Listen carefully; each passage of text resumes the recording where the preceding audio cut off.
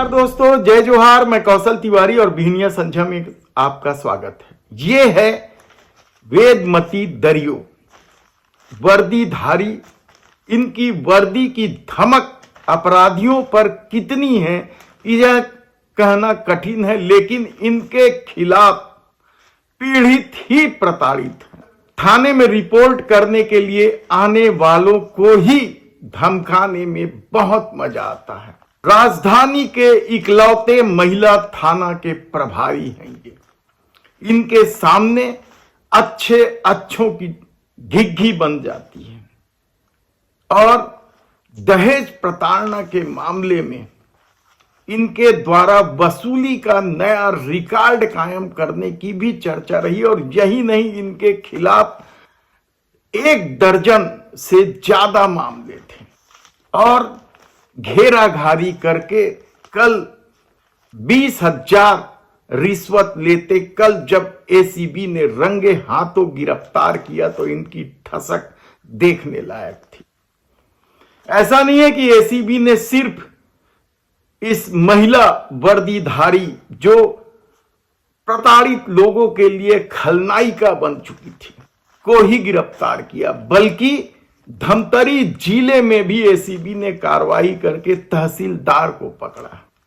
हमने विस्तार से बताया कि किस तरीके से इसके पहले एसीबी ने भागीरथी खांडे को गिरफ्तार किया था, जो एसडीएम थे, अब तक के सबसे बड़े अधिकारी को चपेट में लिया था एसीबी ने। लेकिन वेदमती दरियो की अपनी कहानी है। राजधानी के इकलौते महिला थाना के इस प्रभारी के खेल को आप सुनेंगे तो चौंक जाएंगे कि किस तरीके से जो पीड़ित पक्ष है उन्हीं से यह पैसा वसूलती थी। और कहा तो यहां तक जाता है कि यह प्रताड़ित पक्ष से, यानी जो प्रताड़ित करने वाले हैं या जो अपराधी पक्ष है, उनसे सेटिंग कर लेती थी। और यह खेल बड़े लंबे समय से चल रहा था। लगातार एसीबी को शिकायत मिल रही थी, लेकिन और ऐसा नहीं है कि इसकी खबर जिले के अफसर या नेताओं को नहीं थी। कई नेता भी इसको अपनी तरह से दरियो से अपने हित के काम के लिए उपयोग भी करते थे। कहा तो यहां तक जाता है कि मंत्री तक इनकी पकड़ थी। इसमें कितनी सच्चाई हम नहीं कह सकते, लेकिन जिस तरीके से उसके खिलाफ लगातार आरोप लग रहे थे, मीडिया में भी खबरें छप रही थी कि महिला थाने में किस तरह की भर्राशाही चल रही है। उसके बाद भी पुलिस कप्तान इसे नहीं हटा रहे थे, तो क्या उनका भी संरक्षण था या राजनीतिक दबाव की वजह से पुलिस कप्तान कुछ नहीं कर पा रहे थे? ये एक अलग कहानी है। लेकिन मैडम दरियो के नाम से न केवल महिला थाना आने वाले थर कांपते थे, चाहे वे रिपोर्ट लिखाने ही क्यों ना आए हो। और महिला परामर्श केंद्र, जहां घरेलू झगड़े को निपटाया जाता है, वहां भी इनकी धमक जबरदस्त थी। कहा जाता है कि परामर्श केंद्र में जो महिला परामर्श वाली हैं, जो महिलाओं को परामर्श देती हैं, घरेलू विवाद निपटाती हैं, ऐसे लोगों में भी इनकी धमक थी और उनकी रिपोर्ट के विपरीत जाकर काम करती थी। और वे महिला परामर्श में बैठने वाली महिलाएं समाज सेवी का चुप हो जाती थी, क्योंकि इनकी अपनी धमक थी।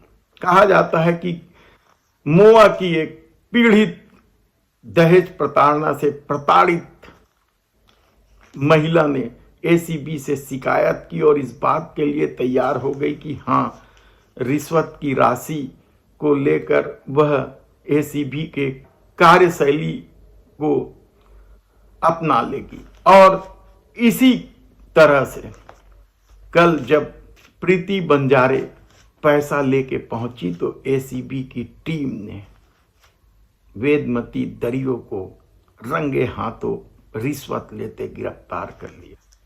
देखना है कि इस धमक और ठसक के साथ रहने वाली वेदमती दरियो के खिलाफ क्या कार्रवाई होती है और किस तरीके से यह खलनायिका के रूप में प्रचारित थी। तो क्या इसे 2-4 महीने सस्पेंड करके फिर कोई थाना दे दिया जाएगा? कहना बेहद कठिन है, क्योंकि इस दौर में राजनीतिक पहुंच ने यही सब तो किया। तब जो धमतरी में गिरफ्तार हुए हैं, एसीबी की टीम ने जिसे गिरफ्तार किया है, वे तहसीलदार हैं क्षीर सागर बघेल, यही नाम है उनका। एक किसान से नामांतरण को लेकर उन्होंने रिश्वत मांगी थी। किसान बहुत गिड़गिड़ाया इनके सामने, लेकिन वे साफ कह दिए थे कि पैसे के बगैर कोई काम नहीं होगा। और यही वजह है कि उस किसान ने त्रस्त होकर एसीबी में शिकायत की थी और एसीबी ने पूरी टीम के साथ इस तहसीलदार बघेल को रंगे हाथों गिरफ्तार किया। हमने आपको बताया था कि किस तरीके से 2 हफ्ते पहले ही सूरजपुर क्षेत्र में एसडीएम भागीरथी खांडे को एसीबी की टीम ने पकड़ा था, और खुद तो वे पकड़ा ही, अपने साथ वे बाबू चपरासी सबको ले डूबे थे।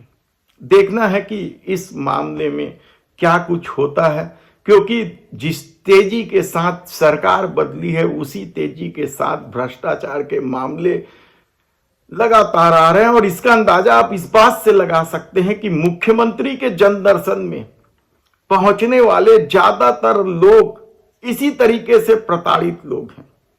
शासन प्रशासन से प्रताड़ित लोगों की संख्या बढ़ते जा रही है, और मुख्यमंत्री इलाज के लिए पैसा देकर, ट्राईसाइकिल देकर वाहवाही लूटने में लगे हैं कि जन दर्शन में पहुंचने वालों की तकलीफें दूर की जा रही है। लेकिन हकीकत तो ये है कि जिस तरीके से राजनीतिक हस्तक्षेप के साथ भ्रष्टाचार ही नहीं, अफसरों की मनमानी भी बढ़ी है, उससे आम लोगों की तकलीफ बढ़ चुकी है। देखना है कि इन तमाम मामलों में जो मुख्यमंत्री जन दर्शन में भी शिकायत लेकर आ रहे हैं, उन पर किस तरह के कार्रवाई होती है।